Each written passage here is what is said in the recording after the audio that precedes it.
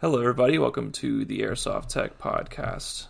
It's been about, I think, 3 or 4 weeks, maybe a little more, since we've recorded last, but a lot has been happening in my personal life and I guess the entire world as well, so that's kind of led us to not record one for a hot minute, but we are back for now, and just thought about doing another podcast, so here we are, and I've got Brendan here as well. What up?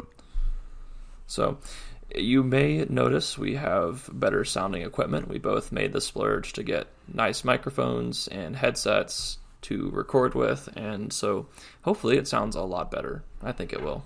I think it'll sound great. I think it already sounds great. I'm super excited for my new setup and everything. It's pretty sweet.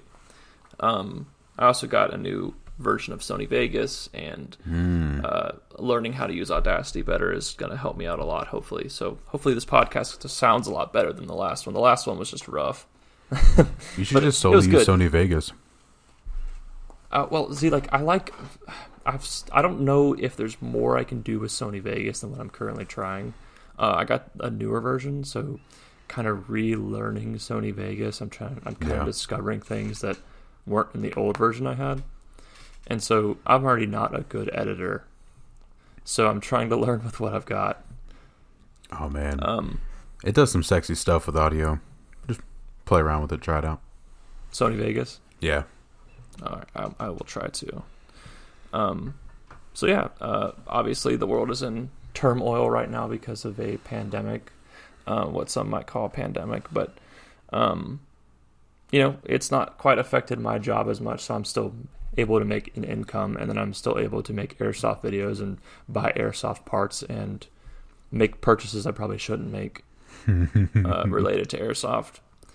But yeah. So one of the first topics that we're going to talk about is just kind of our recent builds and what we're doing. I've had 2 customer builds that I've got going on right now. One was a huge pain in the butthole because it's an ICS SIG 556 or something like that, I think. It's the type that has the medium type motor, and medium type motors are extremely finicky to shim in my experience. And then on top of that, I've never had this problem before, but literally the screws that hold the grip to the gearbox shell were causing my motor height to be off. What? And so it's really hard to explain, but like basically these screws have a huge diameter. Mm-hmm. And so, like, they were slightly overlapping the hole in the grip, which the motor pinion would go through to contact the bevel gear. Yeah. And so those screws would overlap that hole a little bit and not let the motor go through all the way. Oh, my gosh. I mean, in addition to that, the screws were too long and were, like, jamming in the gearbox shell because version 3s that use the medium-type motor have to have a little adapter piece on the gearbox shell, and so the screws on the motor grip or on the grip are connected to this adapter, and the adapter is screwed to the gearbox shell, and the screws from the grip to the adapter were too long and actually jamming into the gearbox shell, throwing off shimming even more. So I had to take a grinder to like a Dremel grinder bit to the screws to shorten them, and then the same grinding bit to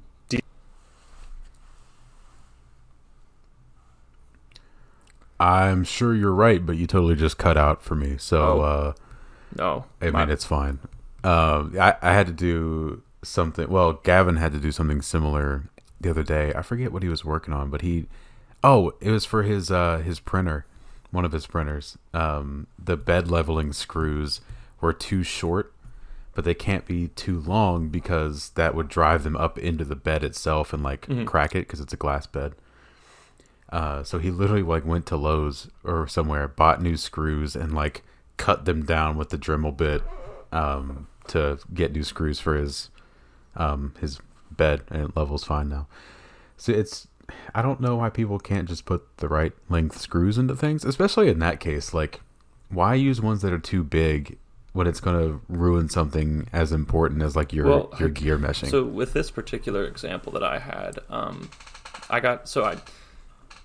I will take customer builds where the customer's like, yeah, I've had 3 or 4 techs work on this and everybody's botched it and nobody can do it right, and I've been fiddling with it forever and I hate it and I just want it done and I'll pay any price to get it working. And I'm like, sure, that sounds like a good expenditure of my time for 3 months. And so I took this build, and this customer, he's a cool dude. I mean, he'll probably listen to this and know that I'm talking about him. But he's a cool dude. He's been totally cooperative with me in terms of like me taking forever to get this build done, and he's had reasonable expectations, so there's no problems there. But like, I got this gun in like a bag of screws, like just a Ziploc baggie, and like you could just tell how fed up he was with it. And he did a lot of the work himself. Yeah, actually, he bought a Retro Arms version 3 gearbox shell, which is a CNC aluminum gearbox shell, and they're sort of not made to spec, but they're like the toughest gearbox shells in the market right now. So he had to grind it down in certain spots to fit in his external body, and so that was a lot of work. But then the rest of it was the shimming, the actual tuning, and the air seal stuff, and the MOSFET. And I mean, I probably worked on this gun for a total of 8 hours or so. But like I would. Is that a long time for you? I feel like that's a long time. I would split that up for like an hour each time I did it, because I just don't have enough time to work for 8 hours a day on teching, unfortunately. Right. Dude, you have no idea how long it took me to get my G36 back together and then apart and then back together because stuff wasn't working. Took me forever. It's really hard the first time. I'll give you that. Like, it's very difficult, and then like after that, you kind of learn the layout. You know, the way the game's played. The kinks. See, like, I don't even have issue with the anti-reversal latch. Like, that's not even the hardest part for me. Like, if you got, at least for my G36, if you got some lube on there, then it's gonna stay in. Yeah. The hardest part was the freaking. I was like, first I was having issues with was it the piston head, or the cylinder head? How it has those two holes on the side that got to line up with the holes in the gearbox shell. Yeah. Like one time those weren't lined up right, and it wasn't lining up right because the tappet plate spring was all like having a seizure, screwed, and yeah, and on top of that, I got to worry about the trigger contact, or not the trigger contacts, but the trigger assembly down at the bottom. And that was a whole mess because, that's what I was looking at, because, like, my MOSFET crapped out but didn't know it was the MOSFET. That's a whole other story. The version 3 gearbox, I think, is a better designed gearbox than the version 2 mechanically, but, like, assembling a version 3 can be a little tricky sometimes.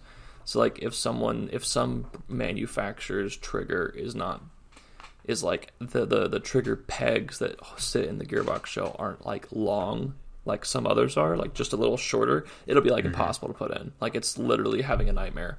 But then, like, I think the JGG36 is a pretty good example of as good as you can do putting together a version 3 gearbox shell. Like, it's not too difficult. It's not extremely simple, so it's going to be challenging at your first time, that is. But yeah, some companies just don't. Some companies just don't. I really like it. Spec, and that's really annoying. Yeah. I don't know. I've never taken apart any other version gearbox or anything, but the version 3, at least, it makes sense to me. I don't know. I know where everything's supposed to go. It kind of makes sense, even if, like, before I had even done it the first time, because I took it apart years ago or whatever. And I only did it the one time. But even then, like, you open it up and it just makes sense. I mean, maybe because I'm more mechanically minded or whatever, but, gears go here, spring goes here, air comes out here. It's also like the version 3 gearbox shell, there's no wasted space. Like a version 2, there's a significant amount of wasted space and like room for improvement. But on a version 3, there's not any wasted space really at all. And, that's kind of like a double-edged sword, too, because a version 3 doesn't have a lot of wasted space. That makes them, I think, fairly strong mechanically. But then, like, a version 2 where it has a lot of wasted space in the design, you can actually add in, like, internal MOSFETs more easily. You can, there's, like, room for kind of tricks and things that other companies can do that kind of makes the gun different.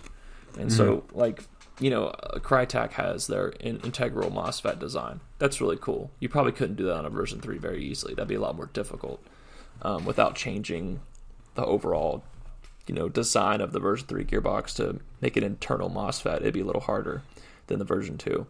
So like it's kind of like a give and take scenario, but I personally like the version 3 more. It gives me fewer troubles.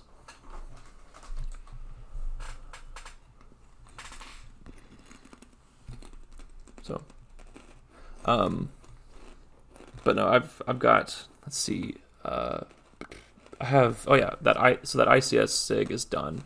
It's completely done. Everything's done with it. I just need to upload the video for the customer to my YouTube channel. And then my next build is a Crytek LMG. This one, similar situation. Dude sent it to, he might listen to this too, I don't know. Good dude as well. Dude sent it to a tech to work on. The tech really didn't do a great job. I got the gun and it wasn't functional. Like it didn't even cycle. Like I pulled the trigger and like with the battery plugged up to it and it did nothing. So it has a weird MOSFET in it that I had not heard of until I actually opened it up and saw. It's called a gate Aster MOSFET. And like it's one of those MOSFETs by Gate that it's on the cheaper side, and I've heard nothing about it. So when I did research, I found out that it's actually a pretty cruddy MOSFET, and that's probably why the gun doesn't work really. But a lot of other little things in the gun. One of the bearings was broken. The piston was tore up. Stuff like that. And like I think one of the gears was stripped a little bit, which I think you have to work pretty hard to strip Crytek gears, but someone managed to do it. So I got to work on this gun now. I mean, could that be compounded with bad shimming? Like, I mean, you can take even pretty weak gears, and if you shim them very well, they're not going to break.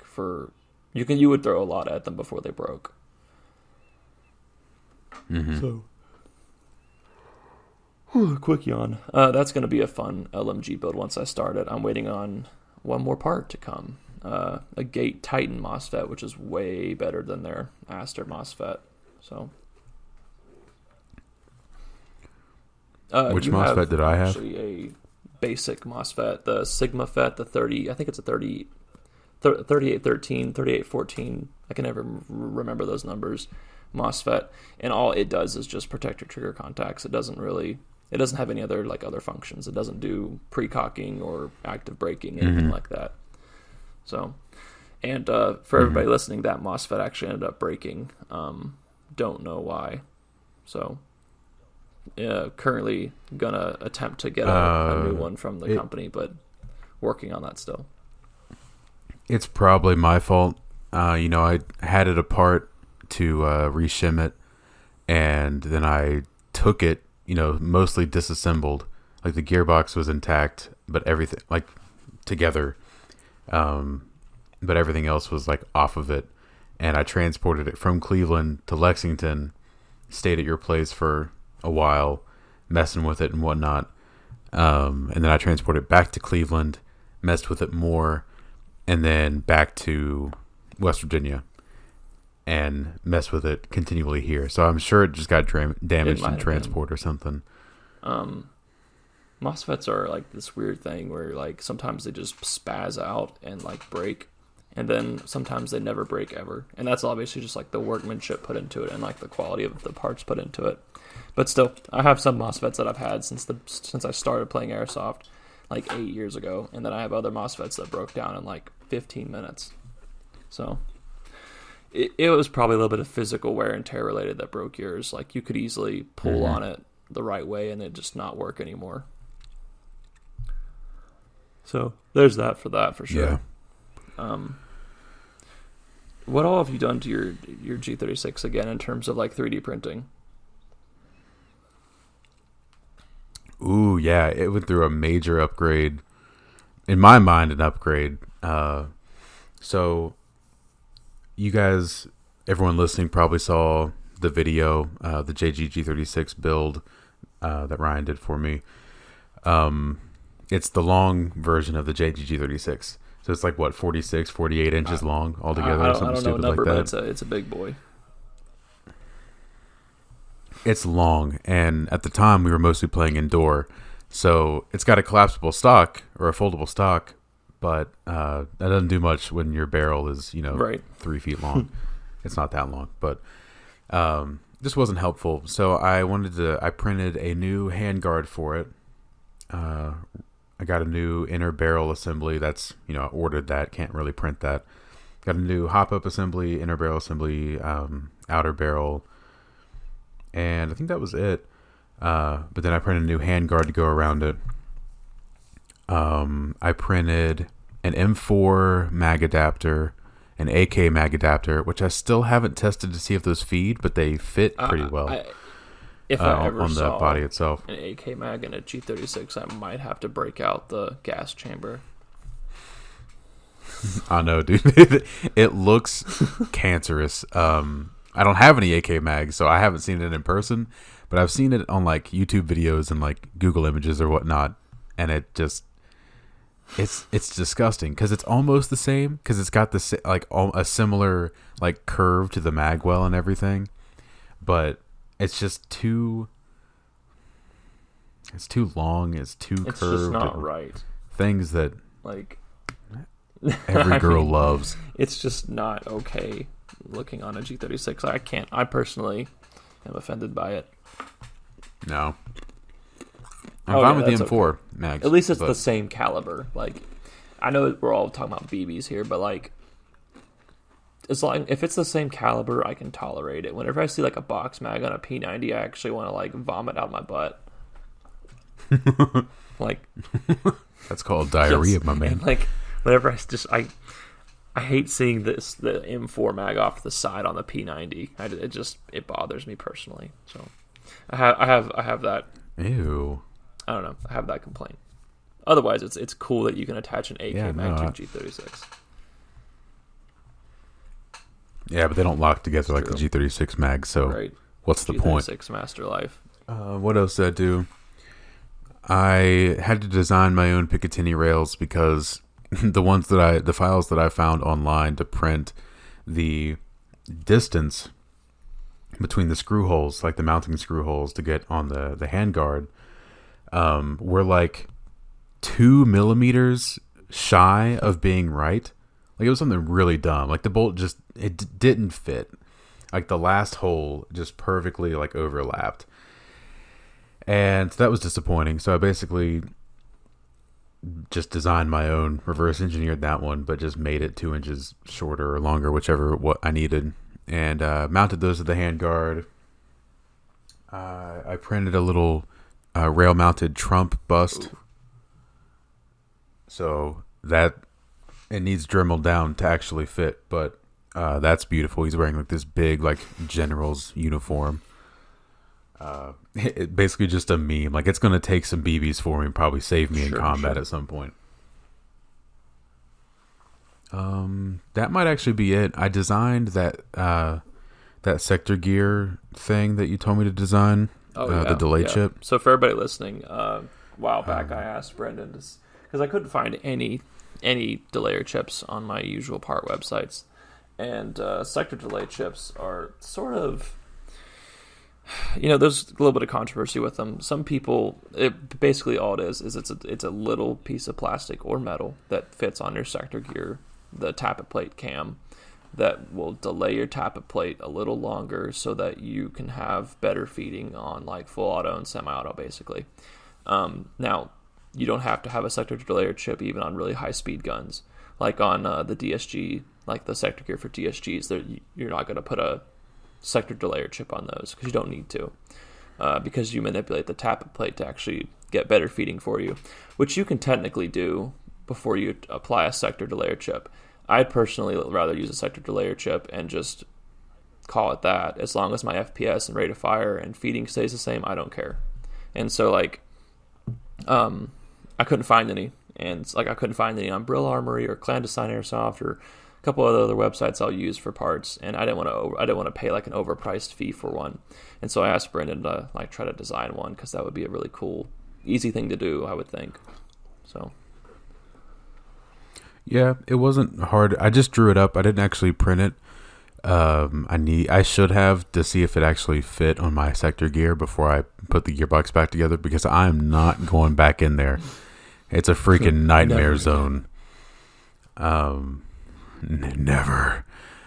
But I drew it up. And I took some measurements that are probably okay, but a lot of it is just based on how well I saw shapes.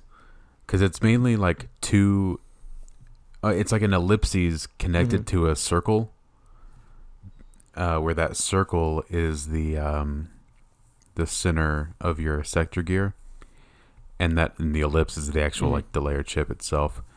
So I kind of had to eyeball some things, but I think it'll fit because the only thing that matters is really that little cutout for the rod on the outside of your sector gear. You know what I mean? Because it attaches to 2 points, the middle of the sector gear and that little, I can't even think of what it would be now. It's just like the rod on the outside. It like snaps into. What I call it. Okay. That. So the distance between that is measured as accurately as I possibly could. I got a pretty nice set of calipers. So that should be the only thing that matters. But we'll see. I can print off probably 1,000 of those in like a day. So I mean, if they're actually good, then you got as many as you want. I would like to take a bath in sector delayer chips. That'd be something really cool to do. But no, I actually ended up finding a sector delay chip in my random assorted bag of parts. So I didn't need the 3D printed one, but I just was like, oh, this was going to be super cool. So, well, we got the files if you ever want one. So, but you should actually print one and then like, I don't know, like mail one to me, and like I'll send you like money to PayPal, I guess, but like just like mail one to me so I can just test it out, because I'm kind of low-key excited about that. I love the idea of 3D printing and making something on your own, and then if it can be applicable to Airsoft, I'm more interested. Dude, believe me, it's exhilarating. That good feedback there. I mean, yes. But so don't pay me for the sector delayer chip, because that's literally like probably 0.02 or 0.2 cents of plastic. So like it's nothing. Like it'll probably take me 5 minutes to print one. That's what I'm saying, dude. I can send you 1,000. You can take as many baths in those as you want. That would be a beautiful YouTube channel. Yes, just video. Like in addition to your channel. Sector delay chips. You got to make it like super clickbaity. So it's like, I took a bath in sector delayer chips. What? Like no clickbait. Emojis. Yeah. The crying, laughing face emoji like over your head. The sideways on one, the thumbnail. And like just toss an eggplant in there. And like a nice peach. Yes.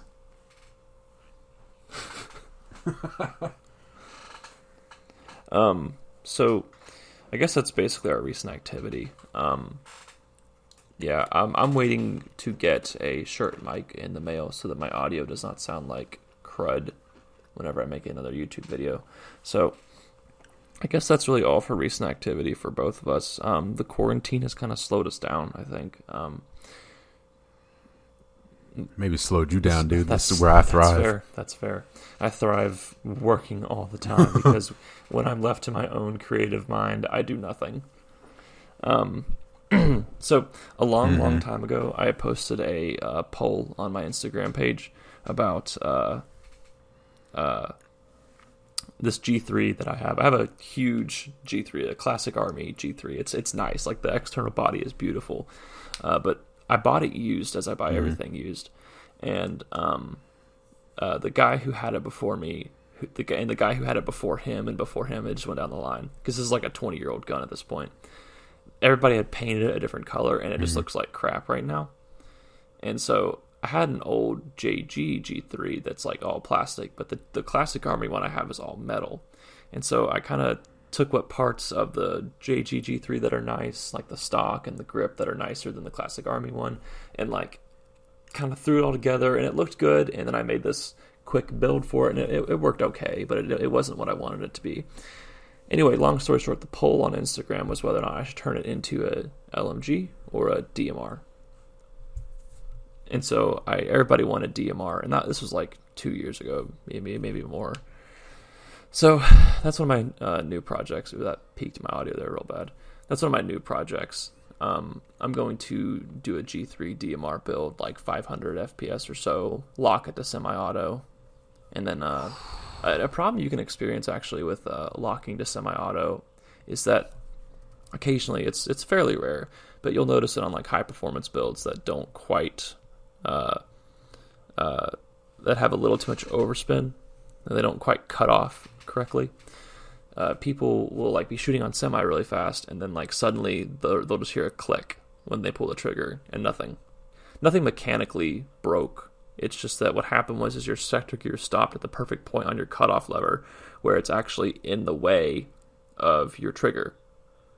And so like when you try to pull the trigger again, you'll just hit that, and then your trigger trolley will knock off on that cutoff lever every time. And so all you gotta do to fix it is flip it to full auto, where it negates the cutoff lever, and then just fire a burst, and then you're gonna be fine. Switch back to semi. It's a really weird problem that like some people don't like. It's one of those things where people will like, oh, well, I don't know what happened to my gun. It just does this all of a sudden, and it's like, oh well, think about it mechanically for a moment, and like you can work it out. Just that comes with knowing how a gearbox works, I guess. But like what you can do, like I want to lock this DMR to semi-auto, as most fields actually require you do before you have a gun that shoots that hot. I'm going to make an unlocking switch where I can just press a button and it kicks the anti-reversal latch and lets the whole system reset. So that my cutoff lever would reset and my whole gearbox would reset back to basically start. So would that be electronic?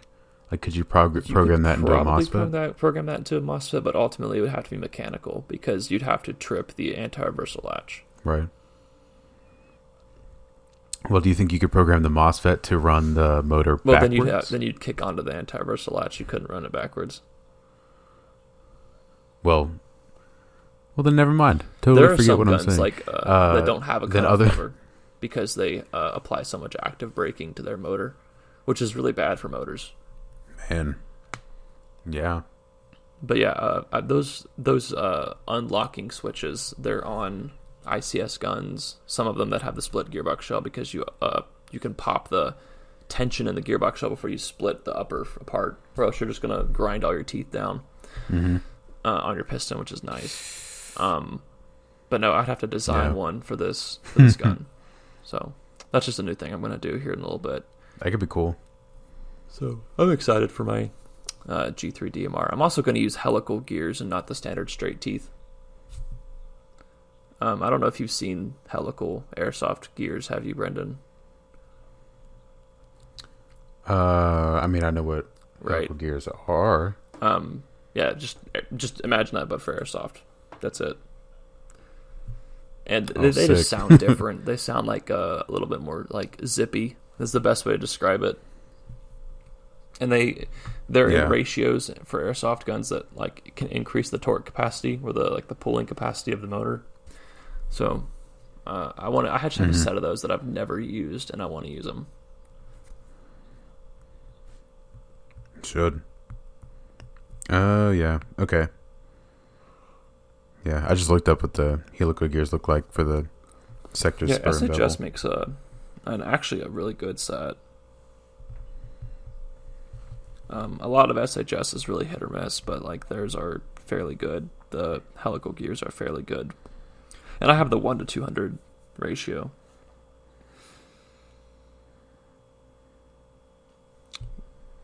One 100 to 200. 1 to 2? Sorry. Which I guess is technically 1 to 2. Yeah, well, I mean, it's kind of the same thing. Yeah. Math, not my strong suit anymore. And then my other one I want to do. I have my JGG36. I'm going to do a 9-tooth M190 DSG to it. And what are you hoping to get out of that? A little, maybe shy of 400 FPS. With like really good trigger response. Still need it for indoor. So we can use it at Ohio Cincinnati indoor field when they open back up after the quarantine. Yeah, I guess that's still kind of a. Is that still a 4-hour drive from me? You Even might as living well in just Morgantown fly. now. Fly? I'm not paying for Dude, that. airline prices are going to be so low after all this is said and done. Like, a ticket is going to cost nothing.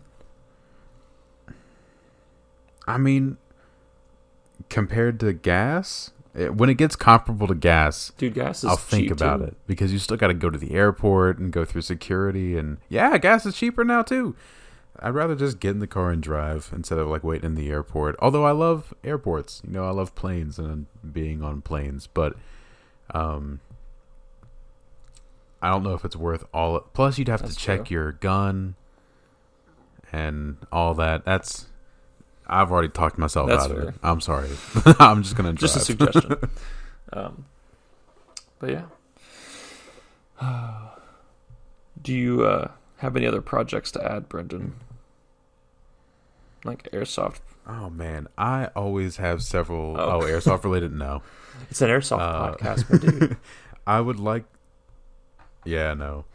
Um, I'd like to get a couple different hand guards to try out because the one that I have now on there, well, it's not technically on there because it's disassembled, but the one that you saw when I took it to your place, it doesn't fit the battery unless I use one of the small 11-1s, which the only time I used an 11-1 during a game, it died at the very end of the game. Like the one game. Not like I want it to last a day of playing, like the 7.4 does. I don't know. Maybe I can jam the 7.4 in there. Or maybe I can print a bigger handguard. That's why I want to do that. You could also but I'll get back around to it. get a stock and just wire it to the stock. Yeah, I thought about that. There's some files that I found online to print a foregrip, like a vertical foregrip that has a little compartment right between the rail and the actual handguard for a battery.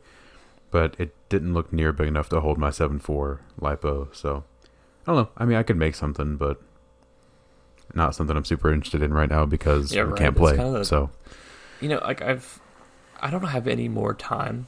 Like, honestly, like I guess we can make a quick life segment, but like I have to go to work. Like, I literally I have right. If I were to get like furloughed or whatever, which is not going to happen, but like if I were to, then I'd like both Claire and my wife would be fine. We have plenty of money to like make it through this, but like I know a lot of people who don't, first of all, and then second of all, like I don't have any time still. Like, everybody has so much time to do all this stuff now that they don't have to go to work, or a lot of people don't have to go to work. And I still don't have any time. I'm not saying that's a bad thing. I'm grateful I still have a job, and I feel bad for people who don't. So I'm not gonna, not gonna be like, woe is me, I have to work, But it's still hard to have a full-time job, have a part-time job, have airsoft teching, do YouTube, and be married. Yeah, being married is the real full-time job. I mean, I'm not married yet, but I'm anticipating losing all of my free time. Kind of worried, honestly, because I made this mic stand and the pop filter and stuff. I made that glass display with the LEDs, and like all these other projects that I love working on and have all this time to work on. But then I'm going to get married, and being married is going to be great, but I won't have time. I won't have time to work on these projects. Yeah, for real. I mean, like, we should definitely transition back to Airsoft here in a second, but like, one of the best things about being married is the fact that like your significant other can be in one room doing something and you be in the other room doing something, or be in the same room doing something but not together and still be spending time together. So like, yeah, we kind of talked about this like the other week or whenever. I'm looking forward to it. It's gonna be awesome. It'll be fun for you, hopefully. I hope so. Sorry, literally in the middle of a yawn there. But yeah. So I guess moving on to the next topic would be some tech advice. So I didn't really have anything planned for this sort of thing. until we started the show, and I was like, oh, that'd be pretty good to talk about. But like for new people, for like tech starting out in airsoft, what do you think the biggest struggle is, Brendan, for like trying to work on a gun, being new to it? Well, it totally depends on the person.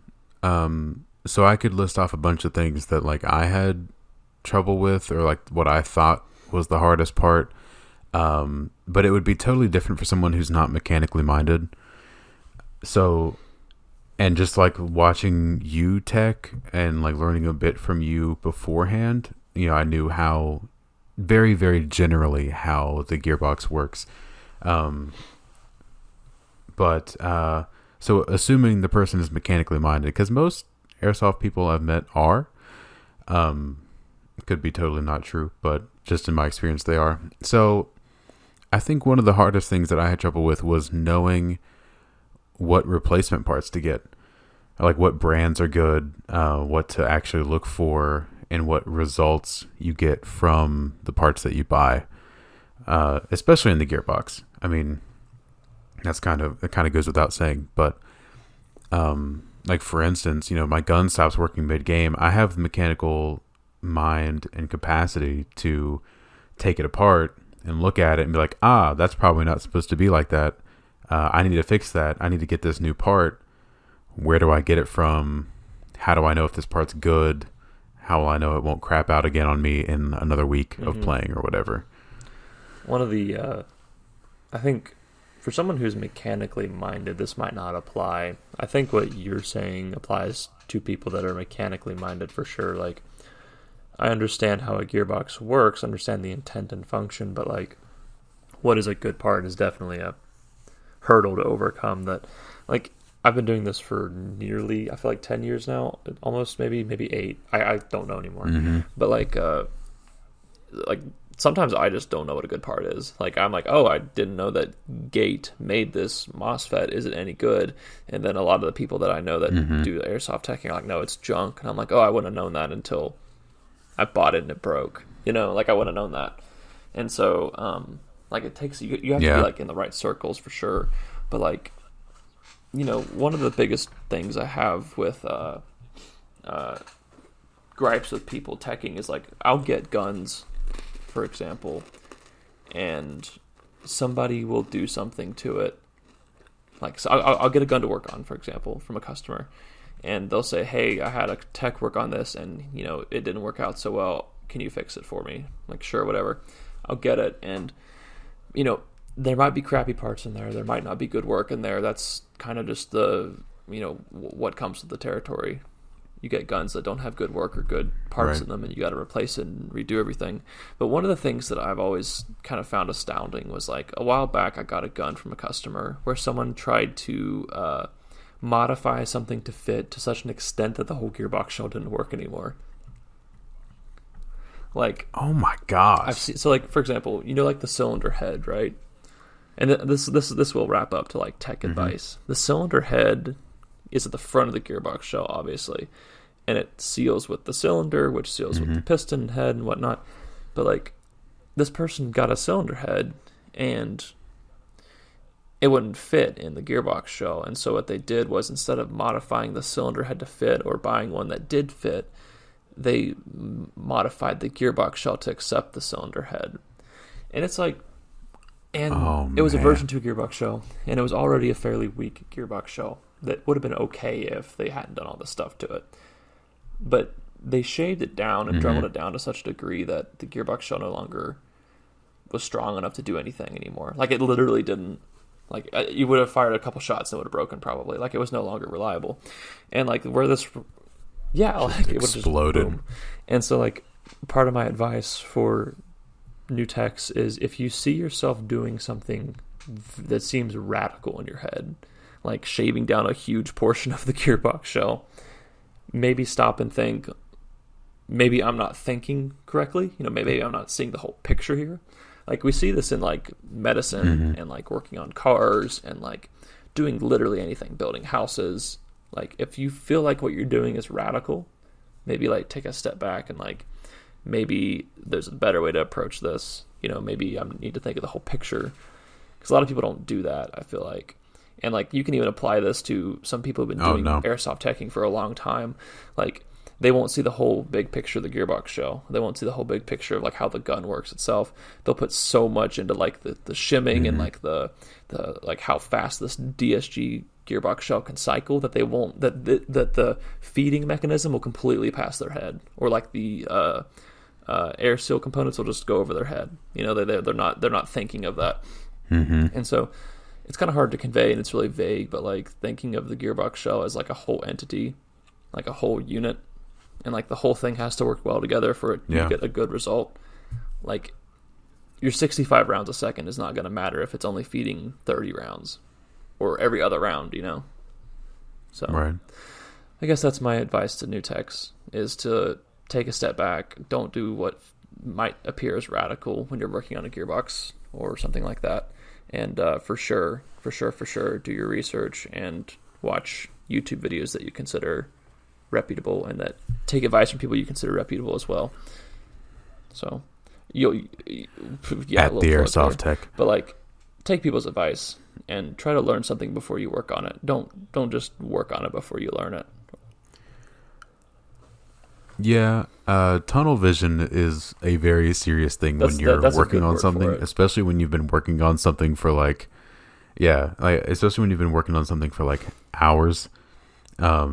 For instance, and I told you about this when it happened, I took apart the G36 gearbox to see if it was the trigger contacts that was causing my gun not to work, or if it was the MOSFET that had crapped out. So I had the gearbox apart, and I was like, I put everything in, and I told you like the tappet plate was like screwing me and different things. So like I had it. I was trying to get the gearbox closed and screwed down, and no matter which way I had it, like stuff wasn't working, and I finally got it together. And so for everyone else, what was happening, since the MOSFET crapped out, the second I pulled the trigger, it would just full auto fire, even if after I took my finger off the trigger. Even after I switched it to safety or single or full, no matter, it didn't matter. It just kept firing until I yanked the battery. So after I checked the trigger contacts, I put it back together, and I was going to see if it kept doing it. So I pulled the trigger, and I just hear this god awful, just grinding sound. Not like gear grinding, but like I like something was shredding. Not metal, but something plastic. So I instantly yanked the battery, and I opened it back up, and I had put the piston in upside down. So the piston teeth were facing the top of the gearbox shell, and the sector gear had chewed a good old rut into the top side, I guess, which was on the bottom of my piston. And it was just something so simple that I should have caught, but I had such tunnel vision of, I need to get this gearbox shell down. I don't know why it's not working, that I missed it. Which, I mean, it wasn't a big deal. Piston still works fine, but it's just like the same thing with like the ICS gun I was working on. That's something I would have never figured out like 4 years ago. Like just never figured out. And so I remember this one time I worked on this GMP M4 for a dude, and I was really young, like a year into teching, and I felt really comfortable with M4s at that time, and I was like, I can do this, I got this. And I couldn't get the shimming right for some reason.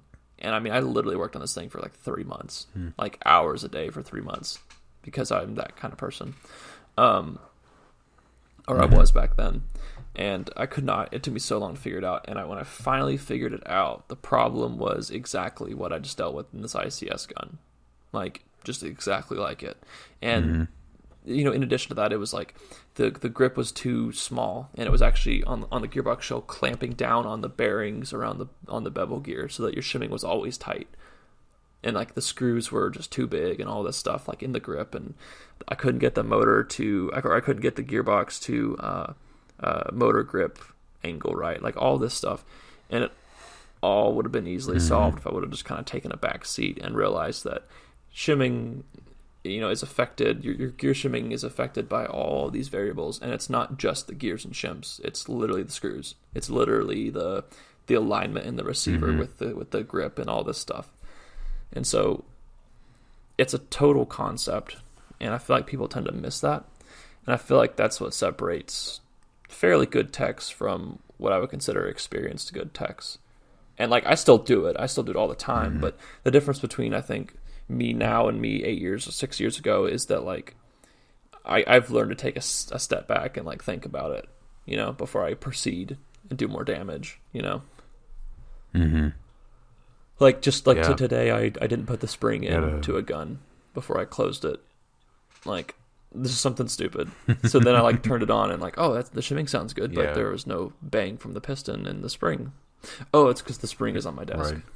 So,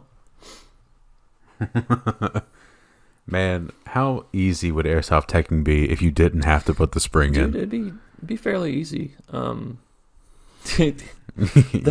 Actually, master the putting the spring in portion, and you feel like a boss. I have this tech friend. He put in MS210 spring with spacers. Oh, and he made a video of him doing it, and it was like, I think 3 or 5 minutes long of him just trying to jam this thing in. This man, and it was just braver than the Marines.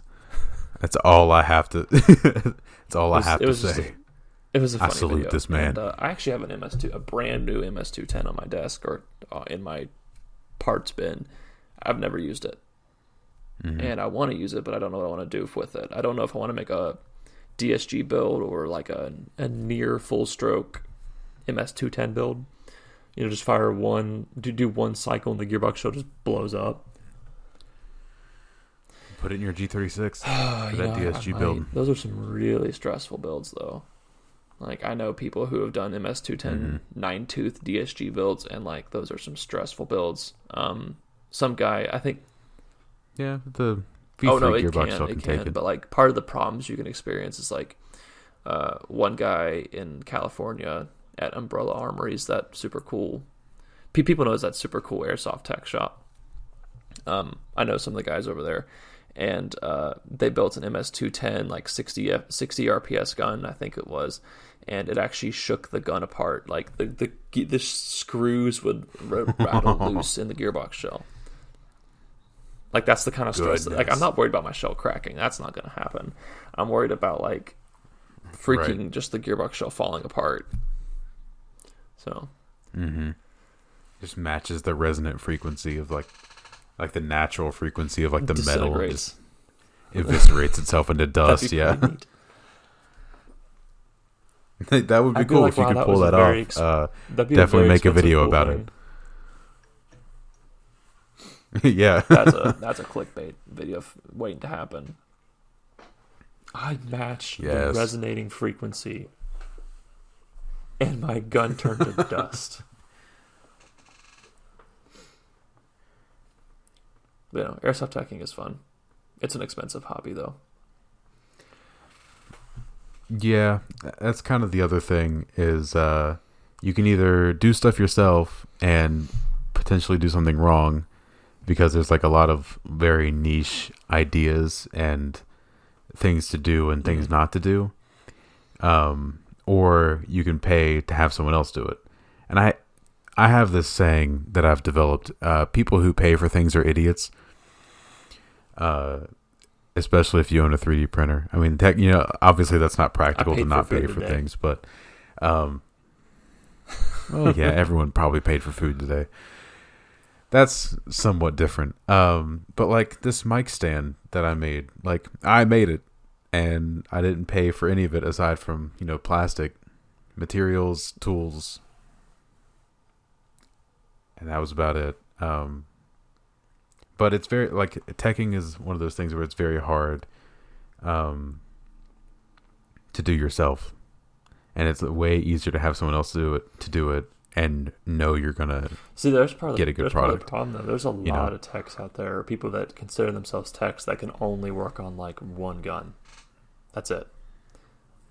It's probably M4s or AKs. And like, behind me I've got my Vector, my Chris Vector. I've got my KWA M4. I got my ICS split gearbox M16, P90, ICS L86, and then I've got a M4 DSG G36. Like, you know, get creative with your guns. Don't buy like 4 M4s and like that's it, you know?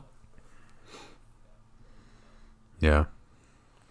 I know M4s have a lot of, this is not the right way to say this, but they have a lot of backing behind them. Like it's the most common gun, at least in America, pretty much. A lot of people, like you just said, techs know how to work on them, even if it's only M4s. But I feel like they're harder to work on. Like in your shimming video, when I was shimming my G36, like I didn't have to worry about the first 10, 15 minutes of the video just because I didn't have to shave down the receiver. Because like that whole like lower assembly or whatever of the G36, it just slots right down in and it's all solid and you don't have to worry about it. That's like the version. So when these guns were originally designed, like the internal components were originally designed, the company Tokyo Marui made a version 1, and their version 1 was the FAMAS, and that gearbox shell is interesting. Very poorly designed in terms of like ease of use and like sensibility, but like it's a very strong gearbox shell. Like it's literally never going to break. Like you'd have to drop it off a building to break it, kind of thing. And even then, it might break the concrete it lands on. But like then the next one was a version 2, and it's like a little more intuitive, a little more simple, but like a little weaker too. And then you have like the version 3 gearbox shell, like extremely well designed in terms of mechanical function, in my opinion. A little less flexible, but still a good gearbox shell. And so like these were designed like 40 years ago, and people are still using them, you know. And so like I don't know, I find it interesting that that they're still being used. So it's just like nobody wants to sway from that market, that original design, because all the parts are made for, you know, the version 2, version 1, version 3.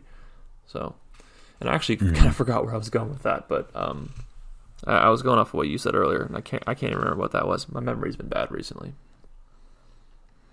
Nice. Neither do I. So high quality. We just move on if you want. Here. High quality. Yes. Oh, that reminds me. Speaking of the version 1, I've still got. I have a friend. We have a friend. His name's Zach, and he has a Cybergun version 1 from Moss, and I have it here, and I'm trying to get it finished. So that'll be another fun build video to do once I get it done. Is that thing ever going to work? You've been working on it for 6 years. Zach keeps breaking it.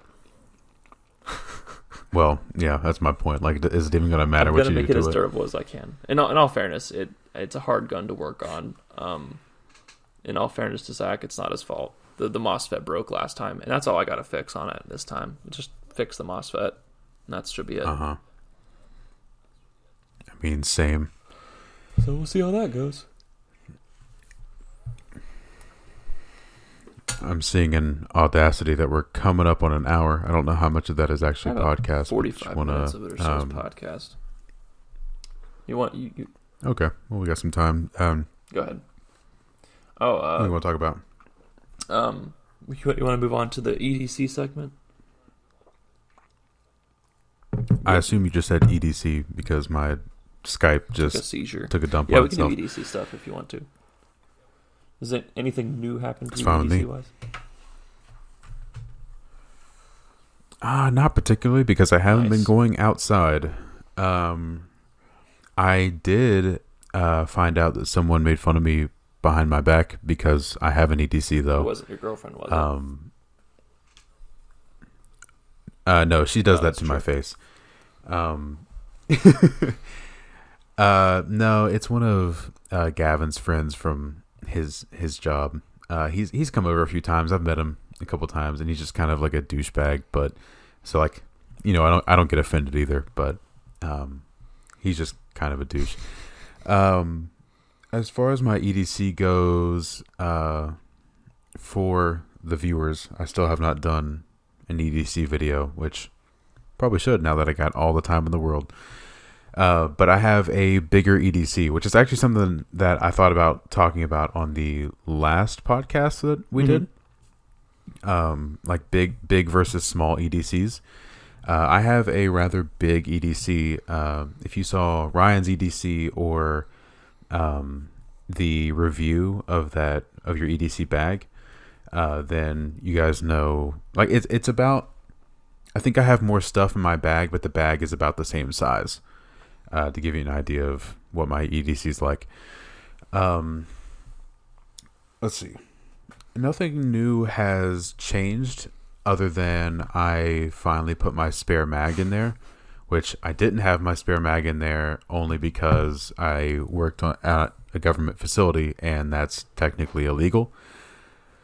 So now that I've moved back home and I'm teleworking now, I can carry it with me. So I have it on me. That's about the only change. I'm still trying to come up with a way of how to fix the strap system. Like we how talked a little bit about that one. Rubs you.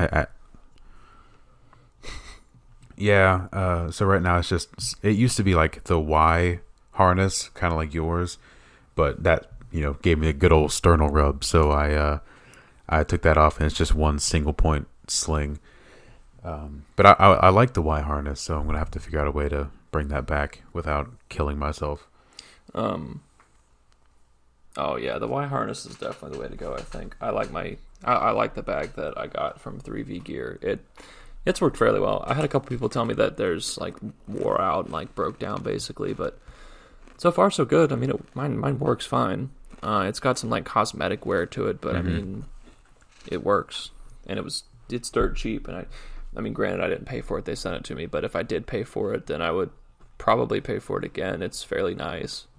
It's working. Yeah.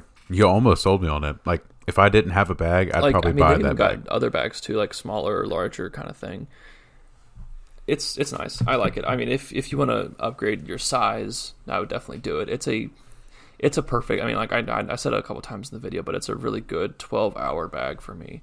And so when I go to work, it's got everything I need in it. Whenever I go to work at the hospital or ambulance, it works fine.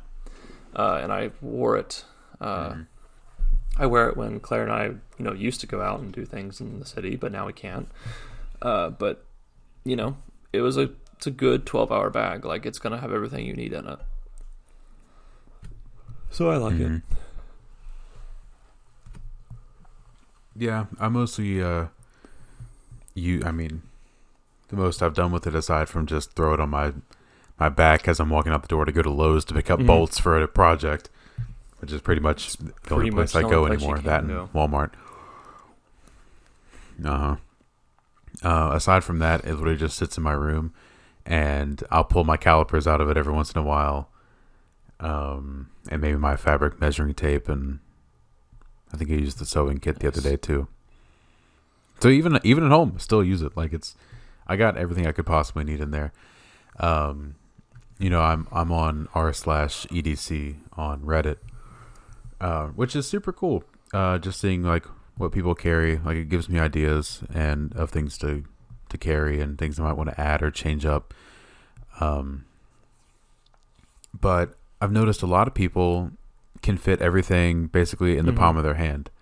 Like the kind of the biggest things that I've seen on that subreddit have been, someone's got their sidearm, they got a knife, they maybe have a pry bar, they have a pen, their phone, wallet, keys, and that's about it. They usually don't have much more than that, which, I mean, there's nothing wrong with that. But I wouldn't, I mean, technically it's an EDC, but when I say EDC, I think of like a bag, almost like a go bag, even though it's not really a go bag, because a go bag's only for emergencies, where an EDC is every day. But I don't know. I wanted to see what you thought about that. So when I say big EDC, I pretty much mean bag full of whatever you could possibly need, whereas small is more of what you carry in your pockets. Wallet, phone, knife, keys, sidearm. I mean, I carry whatever it may be. So like on my person, I'll carry specific things. I got obviously my phone, my wallet. I have my off the grid cleaver pocket knife, which is it's a really cool knife, very sharp, really nice. It's a very nice knife, and it was like $60-$70. I subscribe to a guy named, his channel name is Prep Medic, and he's a tactical medic, and he also did like ski medic kind of stuff. That's cool. He's really sharp, and he's fun to watch, and he makes some good EDC recommendations. I'll send you a couple of his videos about that. But anyway, he recommended that knife, and I bought it when I lost my other knife down in Gatlinburg. So I carry that knife. I carry my Leatherman Raptors on me because they're very cool and useful. And then I'll carry my keys on me, obviously. I'll carry my Glock 43X, and then what I want, and that all fits in my pockets really easily and comfortably. And then what I want to get is a retention clip, kind of like how a knife has a retention clip on it, but for my other magazine, so I can just like have it in my pocket, and it just sits right there to pull out easily. That's all I carry on my person basically, and then my sunglasses obviously. But like, go to Walmart, go to Lowe's, go to the mall. That's what I have on me. I pretty rarely bring in my full bag when I go like to a store. Usually leave it in the car. I literally carry everything with me all the time, with the exception of today. I was at Lowe's for maybe 20 minutes, and I really didn't want to like. I still took my gun. I have a Springfield XDS subcompact 9mm phone wallet knife. It's a Gerber cleaver. I kind of have a tier of knives now because I recently bought two from Walmart, a Gerber and a CRKT. The CRKT I have kind of devoted to when I'm trying to look better but not fancy, and the Gerber I'll wear out when I'm more casual. And then the knife I had before I bought those, I carry around the house now. So now I have a house knife, which is something that I'd been missing. And I in my back left pocket, I forget what it's called. It's a Yellow Birch Outfitters kind of pocket organizer. It holds a 3x5 notepad, pen, another CRKT knife, and a very small screwdriver, like one of those pen style screwdrivers. And that's just what I have in my pockets. Oh, earbuds too. That's just what I have in my pockets. And I've carried, all of that basically since the beginning, freshman year of high school. And I've never thought of that as an EDC. And then I got my bag, and I have everything else that I could possibly need: design equipment, calipers, notebooks, my iPad, water bottle, the extra magazine, calculator, bunch of different stuff. I got a ton of crap in there. That's what I consider my EDC, and I'll also carry that every day. Like, if you see me without it, call me out on it, but I doubt you will. Yeah, I like to look minimalistic, but be carrying like a good deal of stuff on me. So I don't always carry the bag on me, but I will sometimes. It just depends. Yeah. I like the idea of carrying it all on you for sure. So I'm not knocking you for carrying all that. I just don't. Sometimes it's not my preference. Fight me. Sure. But no, I'm on r/EDC, and there's some interesting stuff. Not gonna lie. Yeah. I like how some people carry alcohol with them wherever they there's go. also right. No comment. The viewers do not want to hear my thoughts on alcohol. Probably not mine either. There's another one that I started following. That's EDC Exchange, and it's people like selling their EDC stuff. Usually I think it's kind of overpriced, and I'd rather just buy my own stuff. But I don't know. I joined it hoping that maybe someday I'll find a thing that I really want, and maybe it's pretty unique, and they're selling it for a decent price. Just something to keep looking at. All these pictures are really high quality. It's kind of odd. Yeah. Well, they're probably taken on like the newest iPhone Android. And like what? Yeah. Huh. Anyway, I think we're about ready to wrap it up. Do you think so? That is up to you, my man. Wrap it up then. So yeah, thank you guys for watching, listening to the Airsoft Tech podcast. We're seeing an hour and about 8 minutes now, but it's probably going to round out to about 55 or an hour of run time for you guys. Appreciate you guys watching. I hope you enjoyed it, and leave comments in the comment section about what you want to hear from us next time we are here, and just any other things you want to say about the podcast. So until then, we'll see you guys later. Thanks for listening again.